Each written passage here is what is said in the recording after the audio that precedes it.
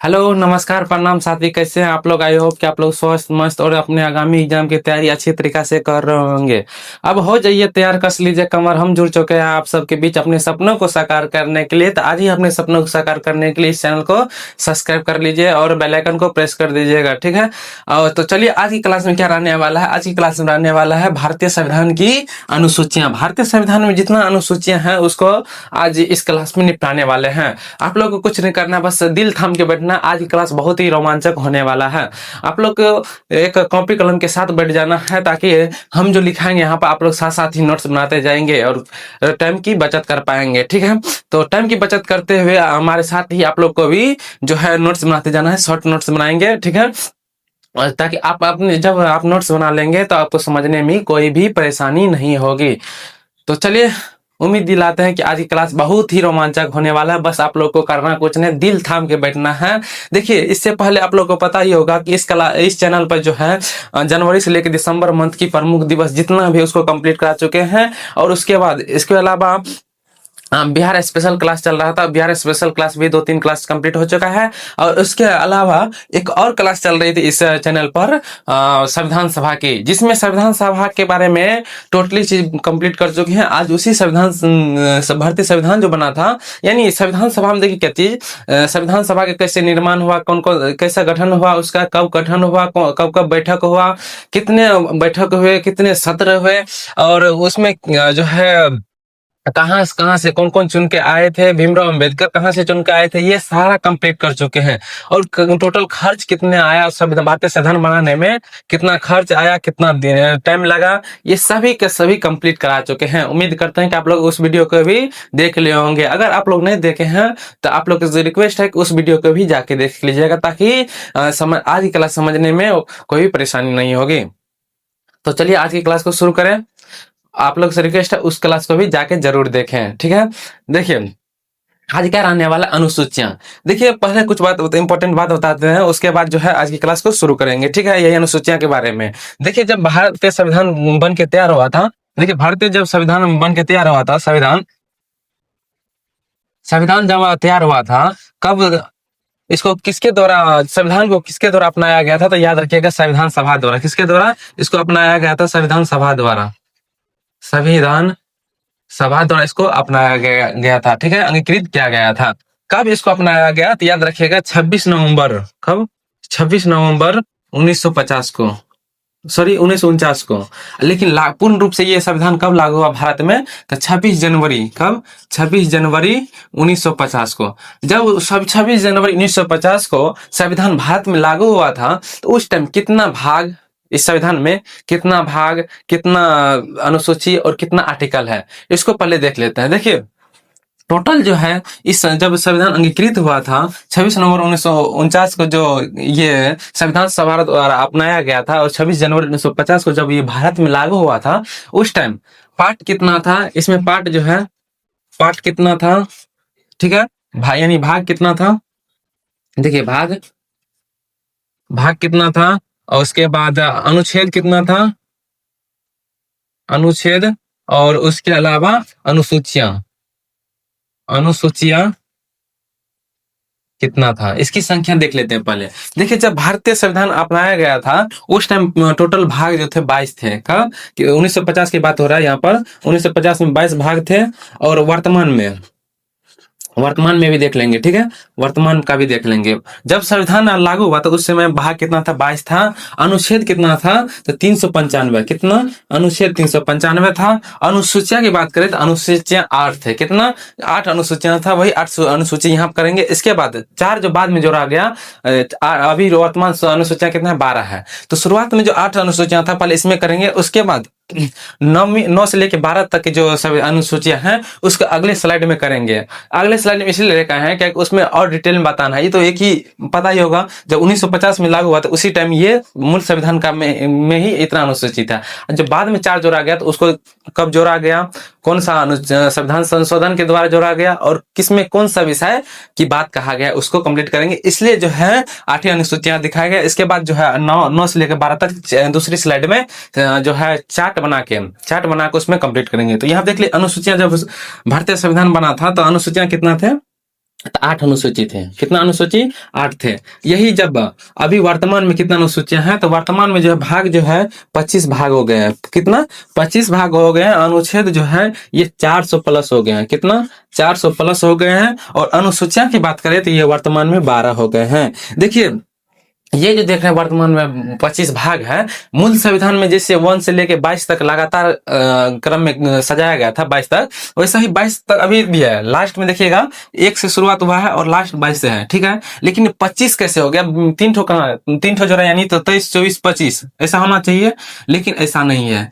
ये अलग से नहीं जोड़ा गया है। मूल संविधान में जैसा ढांचा था, जैसे 1 से लेके 22 तक था, 1 से लेके 22 तक था, इसके बीच में ही बीच बीच में जो है कुछ भाग को जोड़ दिया गया। जैसे आप लोग ये देखिए, 4 सुने होंगे, 4, 5, 6 सुने होंगे। तो देखिए 4 के बाद 5 आना चाहिए, लेकिन इसी के बीच में क्या किया है, एक भाग को जोड़ दिया गया है 4A।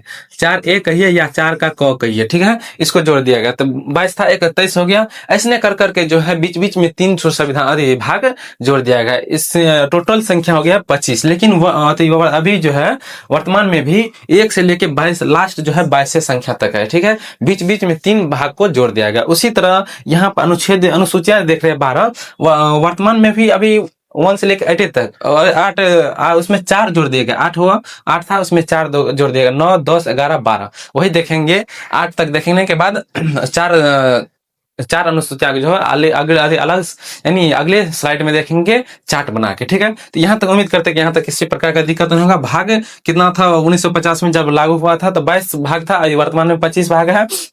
अनुच्छेद की बात करें यानी आर्टिकल की बात करें तो 395 थे मूल संविधान में, और वर्तमान में अभी 400 प्लस अनुच्छेद हो गए हैं। अनुसूचिया की बात करें मूल संविधान में तो 8 थे, अभी वर्तमान में 12 हो गए हैं, ठीक है। तो चलिए अब देख लेते हैं अनुसूचिया के बारे में। प्रथम अनुसूचिया में क्या कहा गया है, द्वितीय अनुसूचिया में क्या कहा गया है, और तीसरा में क्या गया, ऐसे करके टोटली कंप्लीट करने वाले हैं, ठीक है। तो उम्मीद करेंगे कि आप लोग भी जो है कॉपी कलम लेके बैठेंगे और साथ साथ ही नोट्स बनाते जाएंगे, ठीक है। तो रुकिए, इसको थोड़ा मिटा लेते हैं, उसके बाद आगे करेंगे, ठीक है।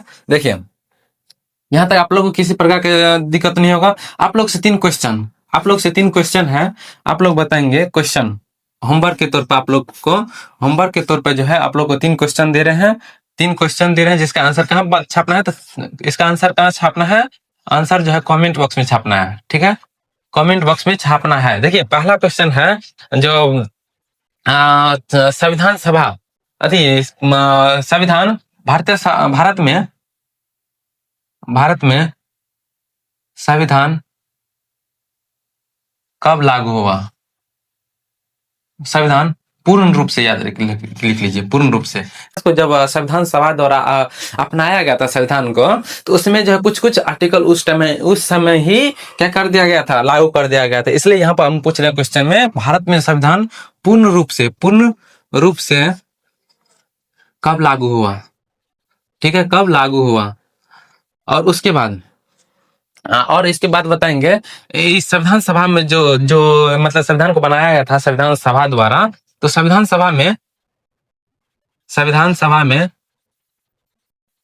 सभा में कितने महिला थे, महिला की संख्या कितना था, टोटल संविधान सभा जो बना था उसमें टोटल महिला की संख्या कितनी थी, ये बताएंगे। और तीसरा है क्या, तीसरा बताएंगे आप लोग कि तीसरा क्वेश्चन आप लोग से है कि भीमराव प्रारूप समिति कौन थे, प्रारूप या सॉरी ये लिख लीजिए, संविधान की जननी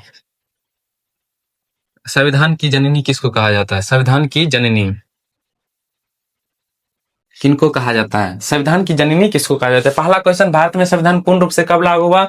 दूसरा क्वेश्चन, संविधान सभा जो था, संविधान सभा में कितने महिला थी उसके वो बताना है संख्या में। और तीसरा, संविधान की जननी किसको कहा जाता है, संविधान की जननी किसको कहा जाता है। ये तीनों क्वेश्चन का आंसर आप लोग कमेंट बॉक्स में छापेंगे। इसका आंसर जो कमेंट बॉक्स में छापेंगे उसका नाम जो हम अगली क्लास में उसका यहाँ पर दिखाने का कोशिश करेंगे, ठीक है। जो इसका आंसर कमेंट बॉक्स में छापेंगे उसका स्क्रीनशॉट यहाँ पर हम दिखाएंगे स्क्रीन पर, आप लोग की अगली क्लास जो आएगा उसमें दिखाने का कोशिश करेंगे। तो उम्मीद करते हैं कि आप लोग इसका आंसर कमेंट बॉक्स में छापेंगे, ठीक है। तो चलिए अब अनुसूची के बारे में देख लेते हैं। पहले इसको डिलीट कर लेते हैं यहाँ से, ठीक है।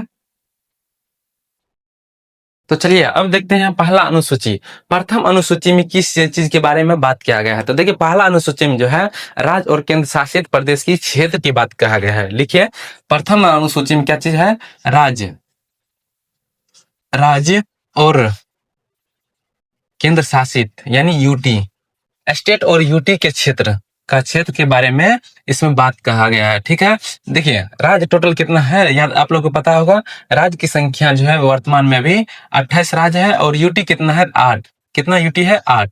28 राज्य है और यूटी 8 है। इसमें पहला प्रथम अनुसूची में जो बात कहा गया है, देखिए जैसे मान लीजिए कोई राज्य है, राज्य का कहाँ से कहाँ क्षेत्र होगा उसका, मतलब उसका क्षेत्र कहाँ से कहाँ तक होने वाला है, तो उसका सीमा कहाँ पे होगा, और यूटी कौन सा यूटी है, उसका क्षेत्र कहाँ कहाँ है, मतलब कितना उसकी जो है क्षेत्र कहाँ तक होना चाहिए, इसके बारे में इसमें बात कहा गया। प्रथम अनुसूची में ये उल्लिखित है राज्य और यूटी का क्षेत्र यानी केंद्र शासित प्रदेश का क्षेत्र। उसके बाद आता है दूसरा अनुसूची में कौन चीज कहा गया है? तो वेतन और भत्ते की बात कहा गया है। किसमें? तो द्वितीय अनुसूची में कौन चीज? वेतन और भत्ते, वेतन और भत्ते की बात कहा गया है। वेतन और भत्ते की बात कहा गया है।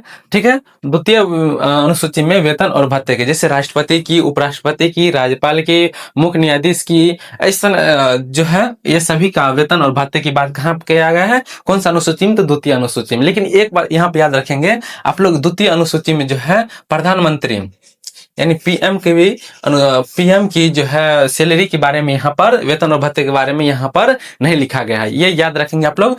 पीएम मतलब प्राइम मिनिस्टर यानी प्रधानमंत्री की जो है वेतन और भत्ते के बारे में द्वितीय अनुसूची में बात नहीं किया गया है। ठीक है, तो अब चलते तीसरा में क्या है? देखिए कोई भी जो है, जैसे मान तीसरा में देखिए पहले लिख लेते हैं उसके बाद बताएंगे। तीसरा में क्या है? शपथ। क्या है? शपथ। इसमें शपथ के बारे में बात किया गया है। तीसरा अनुसूची में शपथ के बारे में बात किया गया है। देखिए इसको रिलेट करके पहले जो बताएंगे और ये पढ़ लेते हैं। देखिए रिलेट मतलब दूसरी अनुसूची और तीसरा अनुसूची रिलेट करते हैं। देखिए मान लीजिए आपका जॉब कहीं पर लगने वाला है, क्या मान लीजिए आप अपना कहीं पर प्राइवेट, वैसे सरकारी में तो सबको पता ही है, गवर्नमेंट में तो सबको पता ही होता है किसमें कितना सैलरी है, उसमें पहले ही बता दिया जाता है। तो मान लीजिए प्राइवेट में भी आपका जॉब लगने वाला है, तो आप क्या करेंगे? जैसे उसके कंपनी के जो भी मालिक होंगे उससे जब आपका डायरेक्ट संपर्क है, तो जब बोलेंगे जो आपको यहाँ पे जॉब करना है, तो पहले कौन चीज के बारे में बात करते हैं? पहले पूछेगा मतलब वेतन कितना दीजिएगा, मतलब सैलरी कितना दीजिएगा, उसके बाद ही आप उसमें शपथ लेंगे यानी उसमें काम यानी ज्वाइनिंग लेंगे। ठीक है, तो इसी याद रखिएगा। इसी से जो कभी भी कोई भी जॉब कर रहा है तो पहले वेतन की बात करता है। किसके? तो पहले सैलरी की बात करता है, उसके बाद ही उसमें ज्वाइन लेता है। याद रखेंगे। पहले द्वितीय में क्या है? द्वितीय में पहले वेतन की बात करेगा यानी सैलरी के बारे में बात करेगा, उसके बाद तीसरा बात करता है किसके बारे में? शपथ के बारे में। जैसे आप लोग प्राइवेट जॉब करते हैं तो प्राइवेट कोई भी जॉब करते हैं तो पहले आप उसका वेतन पूछते हैं, मतलब सैलरी पूछते हैं यानी वेतन, उसका कितना सैलरी देंगे उसके बारे में पूछते हैं। उसके बाद आप ही जब वेतन के कंप्लीट हो जाता है, जब वेतन के बारे में बता दिया जाता है इतना देंगे, तो आप लोग क्या करते हैं उसमें तब ज्वाइनिंग लेते हैं। पहले ऐसा नहीं कि ज्वाइनिंग ले लेते हैं उसके बाद सैलरी पूछते हैं। तो याद रखेगा पहले वेतन के बारे में बात किया जाएगा, उसके बाद तीसरा में जो है शपथ लेंगे। ठीक है, उसके बाद आता है चौथा। देखिए चौथी अनुसूची में किसका बात किया गया है? तो राज्यसभा की सीट। क्या है? चौथी में अनुसूची में जो है राज्यसभा की सीट, राज्यसभा की सीट, राज्यसभा की सीट किसकी? राज्यसभा की सीट। आप लोग जानते होंगे कि राज्यसभा एक लोकसभा होता है। क्या? राज्यसभा एक लोकसभा होता है जिसमें राज्यसभा की सीट जो है ये, इसमें चौथी अनुसूची में ये बात कहा गया है कि कहाँ किस राज्य से जो है, किस राज्य से कितना सीट यानी किस विधानसभा जो है मतलब किस राज्य से कितना सीट होने वाला है और किस केंद्र शासित से प्रदेश से कितना सीट होने वाला है। किसके? तो राज्य और यूटी से कितना सीट होने वाला राज्यसभा की सीट। जैसे पता ही होगा, जैसे मान लीजिए बिहार में राज्यसभा की सीट, यूपी में राज्यसभा की सीट की संख्या आप लोग आंसर कमेंट बॉक्स में देंगे। यूपी में कितना राज्यसभा की सीट है और बिहार में राज्यसभा की सीट कितना है, और ऐसा दो ही आंसर आप लोग कमेंट बॉक्स छापेंगे। क्या चीज? राज्यसभा की सीट। मान लीजिए बिहार की राज्यसभा की सीट कितना है? बताइए तो कोई। राज्यसभा, बिहार में राज्यसभा सीट कितना है, इसका आंसर कमेंट बॉक्स में छापिए आप लोग। तो चौथी अनुसूची में यही बात कहा गया है, किस राज्य और किस यूटी से जो है कितना राज्यसभा की सीट रहने वाली है, इसके बारे में बात किया गया है। ठीक है, उसके बाद आता है पांचवी अनुसूची। देखिए पांचवी अनुसूची में क्या क्या बात किया गया है, तो अनुसूचित जाति और अनुसूचित जनजाति के बारे के प्रशासन के बारे में। जाति होता है ना, कास्ट, तो कास्ट में कौन, अनुसूचित जाति, लिखिए अनुसूचित, अनुसूचित जाति और कौन, अनुसूचित जनजाति, अनुसूचित जनजाति की प्रशासन की बात, की प्रशासन, की प्रशासन यानी एसटी, एससी और एसटी के प्रशासन, विशेष प्रशासन की बात कहा गया किसमें, पांचवी अनुसूची में। याद रखिएगा पांचवी अनुसूची में जो है एसटी और एससी और एसटी जाति के लिए जो है एक विशेष प्रशासन की बात कही गई है पांचवी अनुसूची में। उसके बाद छठी अनुसूची में, ये दोनों को रिलेट करके पढ़ते हैं। पांचवी अनुसूची में क्या है, एससी और एसटी जाति के लिए जो है विशेष प्रशासन की बात कहा गया है। और उसके बाद छठी अनुसूची में कौन चीज, चार स्टेट, कौन सा, चार स्टेट में, और उसमें जो है एससी और एसटी जाति को और ज्यादा विशेष प्रावधान किया गया है। कौन कौन, देखिए इसमें जो है ये अनुसूचित जनजाति यानी एसटी जनजाति जो है, अनुसूचित जनजाति, अनुसूचित जनजाति, जनजाति कहाँ के हैं, तो ये चार स्टेट, अनुसूचित जनजाति के लिए जो चार स्टेट, एक चार स्टेट है जिसके में जो है और स्पेशल करके एसटी जाति को जो है और स्पेशल करके उसमें प्रशासन की बात करी गया और अधिकार दिया गया है प्रशासन की। ठीक है, और यानी छूट दिया गया है। ठीक है, तो अनुसूचित जनजाति किस किस राज्य में, तो याद रखिएगा, देखिए यहाँ पर कौन सा, असम, कौन कौन सा स्टेट का जो है अनुसूचित जनजाति का और विशेष प्रशासन की प्रावधान किया गया है, याद रखिएगा असम, असम, मेघालय, मेघालय, उसके बाद त्रिपुरा, त्रिपुरा, उसके बाद मिजोरम, मिजोरम। ये चार स्टेट की जो एसटी जाति हैं, ये असम, मेघालय, त्रिपुरा, मिजोरम के जितने भी एसटी जाति हैं उसको और विशेष, पांचवी अनुसूची में तो बात कहा गया है अनुसूचित जाति और अनुसूचित जनजाति के बारे में विशेष प्रशासन की व्यवस्था। उसके अलावा ये चार क्षेत्र के, ये चार राज्य के जितने भी एसटी जाति हैं उसको और इससे भी अधिक विशेषाधिकार दिया गया है, यानी विशेष प्रावधान दिया गया है प्रशासन की। ठीक है, कहाँ कहाँ गए, असम, मेघालय, त्रिपुरा, मिजोरम। इसको याद रखने का ट्रिक देखिए, पहले इसको जो है मैप में देख लेते हैं, इसको मैप में देख लेते हैं कहाँ पर कौन स्टेट पड़ता है। देखिए यह है पूर्वी भारत, कौन, पूर्वोत्तर भारत है। देखिए असम कहाँ पर, यह है असम, कौन सा, यह है असम, असम के नीचा में मेघालय, असम, मेघालय, उसके जस्ट बगल वाला यहाँ पर आता है त्रिपुरा, कौन, त्रिपुरा। उसके बाद ये मिजोरम, यह है मिजोरम, मिजोरम, ये त्रिपुरा, ये त्रिपुरा, ये मेघालय और ये असम। ठीक है, ये चार क्षेत्र यानी चार स्टेट के जो एसटी जाति है उसको और विशेष करके प्रशासन की विशेषाधिकार दिया गया है। कौन कौन, असम, याद देखिए यहाँ चित्र में देख लीजिए, ये पूर्वोत्तर भारत है, उसमें यहाँ पर असम पड़ता है, असम के नीचे में मेघालय, मेघालय के नीचे में त्रिपुरा, त्रिपुरा के बगल वाला मिजोरम। ये चार स्टेट में जो है अनुसूचित जनजाति को जो है विशेष अधिकार दिया गया है छठी अनुसूची में। पांचवी में भी ये बात कहा गया है, ये जितने भी स्टेट है सब में जो अनुसूचित जाति और जनजाति, अनुसूचित जनजाति है उसको विशेष अधिकार दिया गया है। लेकिन खास करके ये चार स्टेट असम, मेघालय, त्रिपुरा, मिजोरम के अनुसूचित जनजाति जो है उसको और विशेष अधिकार दिया गया है प्रशासन के। इसके ट्रिक, इसको ट्रिक के माध्यम से याद रखने का ट्रिक, इसका ट्रिक देखिए, ट्रिक के माध्यम से याद रखना है कौन कौन स्टेट में, ये इंपॉर्टेंट है, ये पूछ लिया जाता है विशेष करके, जो किस किस राज्य की जो है विशेष जो है विशेष मताधिकार ने उत्तराधिकार, सॉरी, यानी विशेष प्रावधान किया गया है प्रशासन की। कौन सा चार स्टेट है, ये क्वेश्चन ये पूछ लिया जाता है, कौन सा चार स्टेट है जिसमें विशेष प्रशासन की बात कही गई है। तो याद रखिए असम, मेघालय, त्रिपुरा, मिजोरम। इसका ट्रिक है क्या चीज, ट्रिक के माध्यम से याद रखेंगे, ATMM, ATMM, एटीएम तो आजकल सब कोई सब जानते होंगे, एटीएम तो आप लोग सब कोई आजकल सब उससे परिचित होंगे एटीएम से। ठीक है, देखिए एटीएम से ही याद रखना है इसका ट्रिक, चार स्टेट कौन कौन सा है उसको ट्रिक से माध्यम से याद रखेंगे। एटीएम, एटीएम मतलब एस, देखिए यहाँ पर ए से असम, ए से असम, टी से त्रिपुरा, ठीक है, एम से मेघालय, मेघालय। उसके बाद फिर एम से क्या चीज, मिजोरम, मिजोरम। उम्मीद करते हैं कि अब कभी आप लोग नहीं भूलेंगे। अगर पूछ लिया जाए कौन सा स्टेट, कौन सा 4 स्टेट है जिसमें अनुसूचित जनजाति को विशेष अधिकार प्रशासन अधिकार दिया गया है, तो याद रखिएगा असम, मेघालय, त्रिपुरा, मिजोरम। ट्रिक के माध्यम से याद रखिएगा, ATMM, AT यानी ATM से याद रखना है। ए से असम, टी से त्रिपुरा, एम से मेघालय, एम से मिजोरम।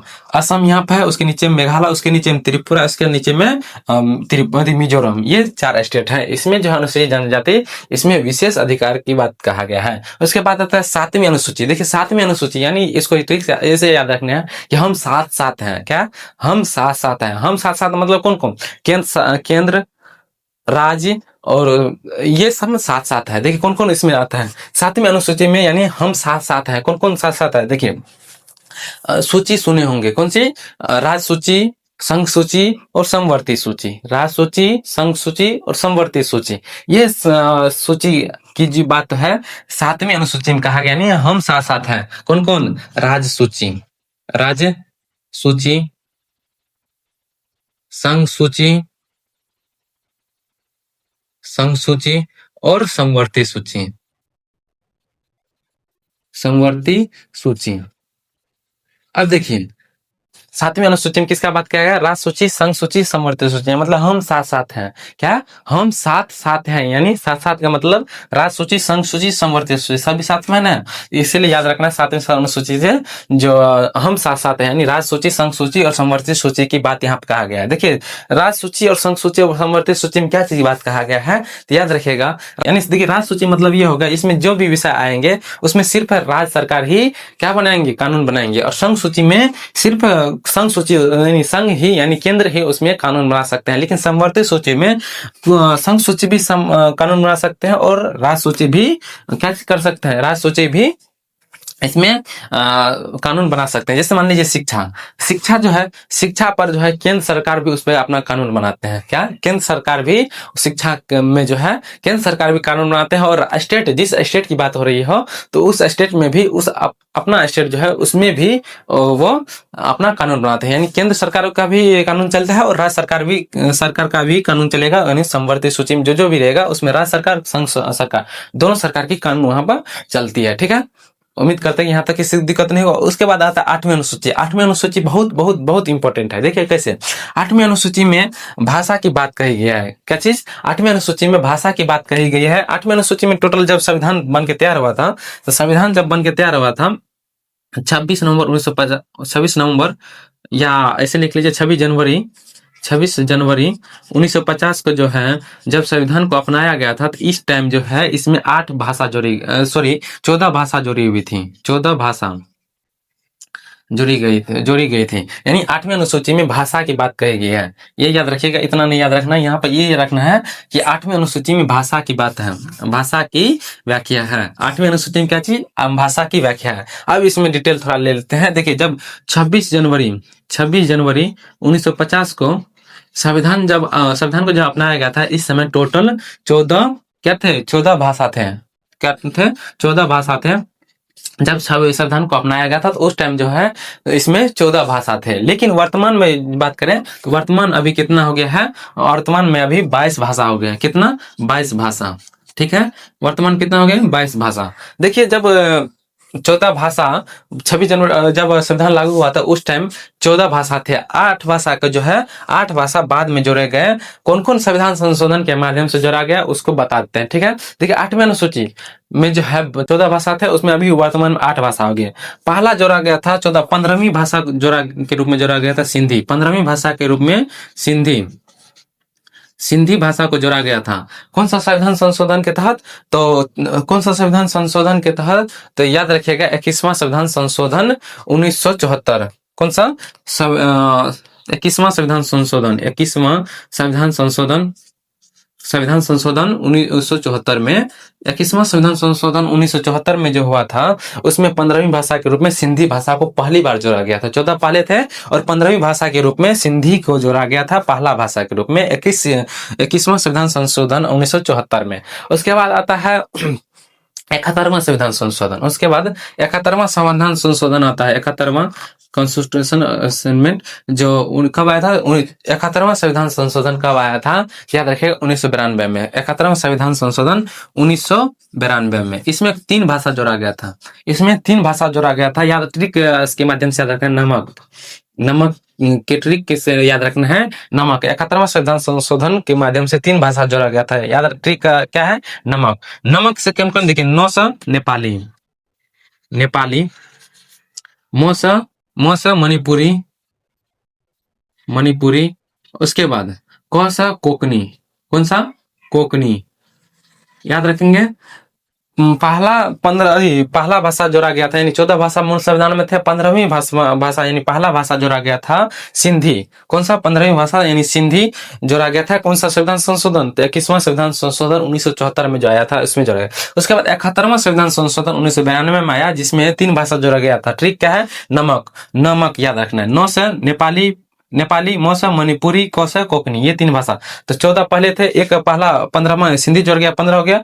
3 ये 71वां संविधान संशोधन के तहत 3 जोड़ा गया। कितना हो गया? 15 3 18, 18 भाषा हो गया। और 4 भाषा को जो है बोडो, डोगरी, मैथिली, संथाली, इसको 92वां संविधान संशोधन, यहाँ पे लिख लीजिए। 92वां कॉन्स्टिट्यूशन अमेंडमेंट जो आया था 92वां संविधान संशोधन 1900 कब? 2003। कब आया था? 92वां संविधान संशोधन 2003 में आया था। कब? 2003 में आया था। इसमें 4 भाषा को जोड़ा गया था। क्या? 4 भाषा। कौन कौन? देखिए, बोडो, डोगरी, मैथिली, संथाली। बोडो, बोडो, डोगरी, मैथिली, मैथिली, संथाली, ये 4 भाषा को जो है बाद में जोड़ा गया था। 92वां संविधान संशोधन 2003 में जो आया था, उसके तहत 4 भाषा को जोड़ा गया था। तो कितना? 14 भाषा मेन में था। जब संविधान तैयार हुआ था तो 14 भाषा उसमें था। 15वीं भाषा के रूप में सिंधी भाषा को जोड़ा गया था 21वां संविधान संशोधन 1974 के तहत, 15 हो गया। और 3 भाषा, मणिपुरी, नेपाली, मणिपुरी, कोंकणी, यानी ट्रिक क्या है? नमक। ये कौन सा संविधान संशोधन के तहत? 71वां संविधान संशोधन 1992 के तहत ये 3 जोड़ा गया था। 15 3 18 हो गया। 4 भाषा 92वां संविधान संशोधन 2003 में जो आया था, उसमें 4 भाषा, बोडो, डोगरी, मैथिली, संथाली। तो 15 3 18 हो गया, इधर 18 4 22। अभी टोटल भाषा की संख्या 22 है। कौन सा अनुसूची में? 8वीं अनुसूची में। तो पूछ लिया जाएगा क्वेश्चन में, कोई भी क्वेश्चन में पूछ लिया जाए कि जब संविधान बन के तैयार होता उसमें कितना भाषा की बात कहा गया था, तो याद रखिएगा उसमें जो है 14 भाषा को जोड़ा गया था। लेकिन 21वां संविधान संशोधन के तहत पहला भाषा जोड़ा गया था, यानी 15वीं, कौन सा? सिंधी। उसके बाद 3 भाषा जोड़ा गया था। ट्रिक क्या है? नमक। नौ से नेपाली, नेपाली, मो से मणिपुरी, कौ से कोंकणी। तो 15 3 18 हो गया। और ये जो है 92वां संविधान संशोधन 2003 के तहत 4 भाषा और जोड़ा गया। कौन कौन? बोडो, डोगरी, मैथिली, संथाली। इस टोटल हो गया 22 भाषा। तो अब जब पूछ लिया जाए कि वर्तमान में 8वीं अनुसूची में कितनी भाषा की बात कहा गया है, तो 22 भाषा की बात कहा गया है। उम्मीद करते हैं कि यहाँ तक किसी प्रकार का किसी को दिक्कत नहीं होगा, और मेरे साथ साथ ही आप लोग भी नोट्स बना लिए होंगे। तो चलिए अब आगे बढ़ते हैं। अगली स्लाइड में, जो इसको मिटा के अगली स्लाइड में लिखेंगे क्या चीज? 8वीं अनुसूची तक हो गया। अब बच गया 4 अनुसूची। उसको जो है चार्ट के रूप से, चार्ट बना के उसमें कंप्लीट करेंगे कि कब वो अनुसूची जोड़ा गया, उसमें कौन चीज की कौन सी बात कहा गया है, ये सब करने वाले हैं। ठीक है, तो उससे पहले जो है एक देखिए एक शायरी ले लेते हैं। शायरी क्या है? तो सुनिएगा ध्यान से कि चांदनी चांद करता है चमकना, सितारों को पड़ता है ओ भाई साहब। कि चांदनी चांद करता है सितारा, लेकिन चमकना सितारों को पड़ता है। और मोहब्बत आंख करती है जनाब, कि और मोहब्बत आंखें करती है जनाब, बट तड़पना दिल को पड़ता है। क्या बात कहा गया। तो चलिए अब अगली स्लाइड पे बढ़ते हैं। ठीक है, तो अब देखिए, इससे पिछली स्लाइड में अपना लोग कहां तक कर चुके हैं? 8 अनुसूची तक कंप्लीट कर चुके हैं। लेकिन वर्तमान में अभी 12 अनुसूचियां हैं। जब संविधान बन के तैयार हुआ था तो उसमें 8 अनुसूचियां था, लेकिन बाद में 4 अनुसूचियां जोड़ा गया। तो वही आप देखने वाले हैं कौन कौन अनुसूचियां जोड़ा गया, कब, किस वर्ष में जोड़ा गया, किस संविधान संशोधन के तहत जोड़ा गया, और उसमें किस विषय की बात कहा गया है। तो उम्मीद दिलाते हैं कि जिस प्रकार पिछले 1 से लेकर 8 तक कंप्लीट कराया है पूरा सहूलियत से, मतलब आसान तरीका से, उसी तरह इसमें भी कराएंगे। और उम्मीद दिलाते हैं कि इसमें भी कोई प्रकार की दिक्कत नहीं होगा। बस दिल थाम के बैठिए। ठीक है, और मेरे साथ साथ ही नोट्स बनाते जाइए। ठीक है, देखिए ले लेते हैं नवीं अनुसूची। 8 अनुसूची उसमें था, पहला अनुसूची जोड़ा गया नवीं अनुसूची। कौन? नवीं अनुसूची। 8 अनुसूची मूल में था और एक पहला जोड़ा गया था नवीं अनुसूची। कौन सा अनुसूची? तो देखिए नवीं अनुसूची में नवीं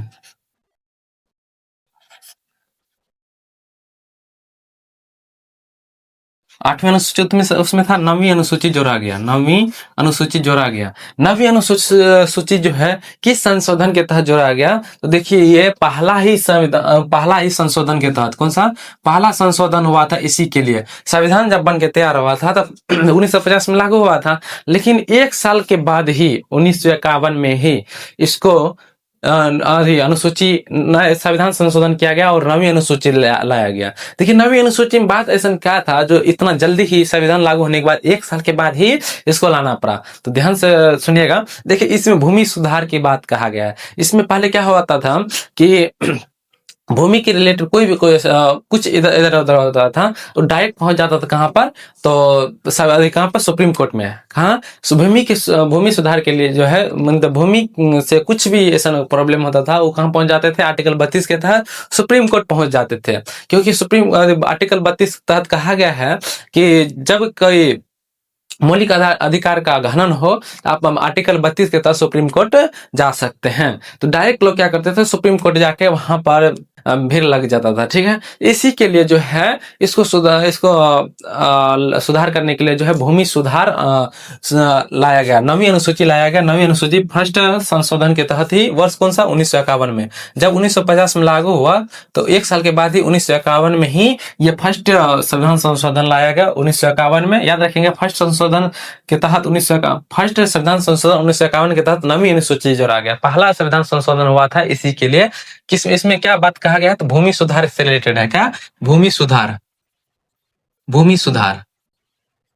अब जो है ये लाने के बाद जो है भूमि से इधर उधर मतलब कुछ प्रॉब्लम होता था तो डायरेक्ट आप सुप्रीम कोर्ट नहीं जा सकते, इसमें ये बात कहा गया है। ठीक है, तो ये नवीं अनुसूची समझ गए। पहली संविधान संशोधन के तहत ही नवीं अनुसूची जोड़ा गया 1951 में, भूमि सुधार। अगर आप लोग से पूछ दिया जाए पहला संविधान संशोधन कब हुआ, तो पहला संविधान संशोधन 1951 में हुआ था, जिसमें कौन चीज जोड़ा गया था? नवीं अनुसूची। नवीं अनुसूची में क्या बात कहा गया था? तो भूमि सुधार से रिलेटेड था। उसके बाद दूसरा आता है 10वीं। नवीं के बाद 10वीं। देखिए 10वीं में क्या कहा गया? ये जो 10वीं है ये था दल बदल कानून। इसमें क्या कौन सा कानून लाया था? तो दल बदल कानून। देखिए अब दल बदल कानून, पहले इसको लिख लेते हैं। कौन सा संविधान संशोधन के तहत 10वीं अनुसूची जोड़ा गया था? याद रखेंगे 52वां। कौन सा? 52वां संविधान संशोधन के तहत जो है 52वां संविधान संशोधन के तहत 10वीं अनुसूची जोड़ा गया था। 52वां संविधान संशोधन कब आया था? तो याद रखिएगा 1985 में। 1985 में किस कानून के तहत किस कानून को लाया गया था 10वीं अनुसूची में? 52वां संविधान संशोधन के तहत। तो दल बदल। कौन सा? दल बदल। ठीक है, दल बदल। तो याद रखिएगा 10वीं अनुसूची किससे रिलेटेड है? तो दल बदल से। नवीं अनुसूची भूमि सुधार से। 10वीं अनुसूची का कौन सा संविधान संशोधन के तहत जोड़ा गया था? तो 52वां संविधान संशोधन 1985 के तहत दल बदल कानून लाया गया था। अब देखिए दल बदल कानून होता है क्या, दल बदल कानून क्यों लाना पड़ा, इसके बारे में एक कहानी के रूप में देख लेते हैं। देखिए आप लोग कहानी सुने होंगे आया राम गया राम। क्या?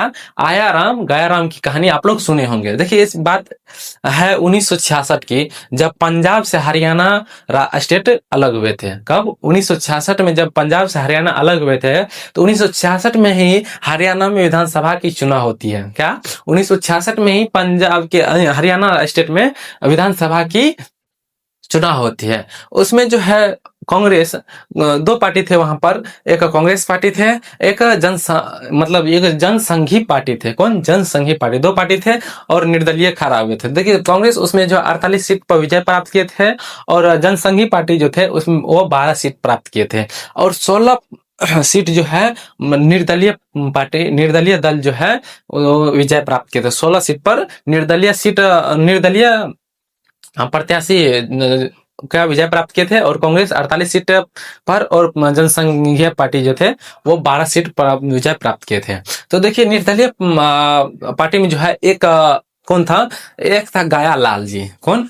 निर्दलीय पार्टी में एक गाया लाल जी भी कहां से हसनपुर विधानसभा से वो चुनाव जीत जाते हैं। कहाँ से? हसनपुर विधानसभा से निर्दलीय पार्टी गायालाल जी जीत जाते हैं। वो क्या करते हैं पहले क्या करते हैं, कांग्रेस में शामिल होते हैं। कब?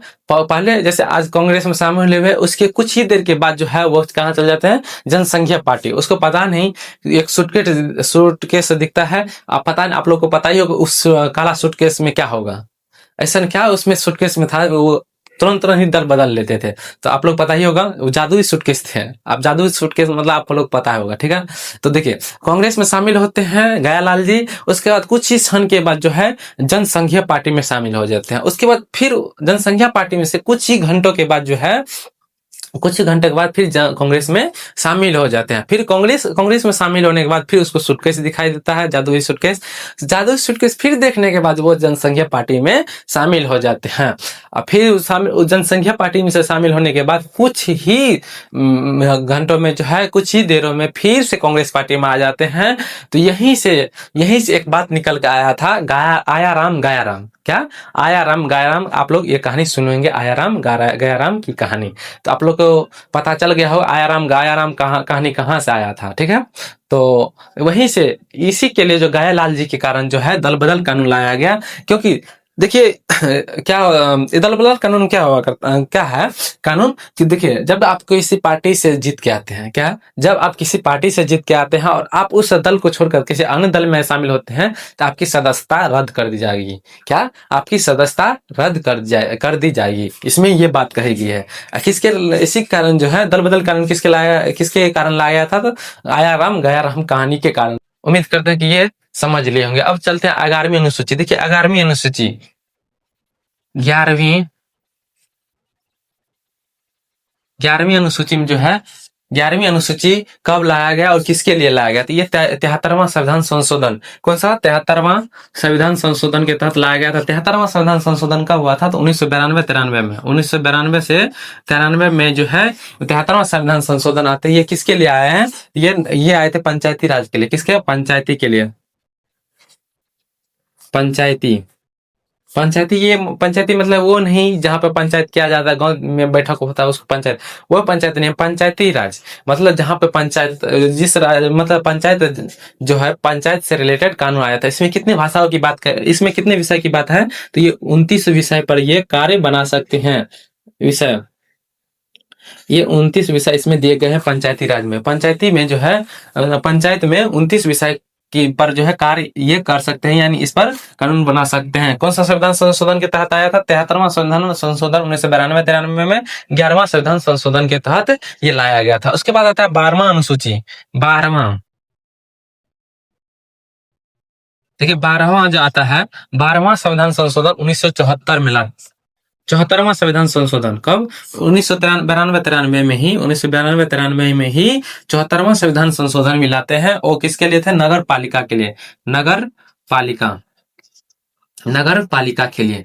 देखिए 11वां अनुसूची 73वां संविधान संशोधन के तहत लाया गया था 1992-93 में, पंचायती के लिए, पंचायती राज के लिए, ठीक है, पंचायत के लिए, ठीक है। उसके बाद 12वां संविधान संशोधन लाता है 12वां अनुसूची लाता है 74वां संविधान संशोधन के तहत 1992-93 ईस्वी में नगर पालिका के लिए, यानी शहर में जो नगर होते हैं उसके लिए लाया गया था 74वां संविधान संशोधन।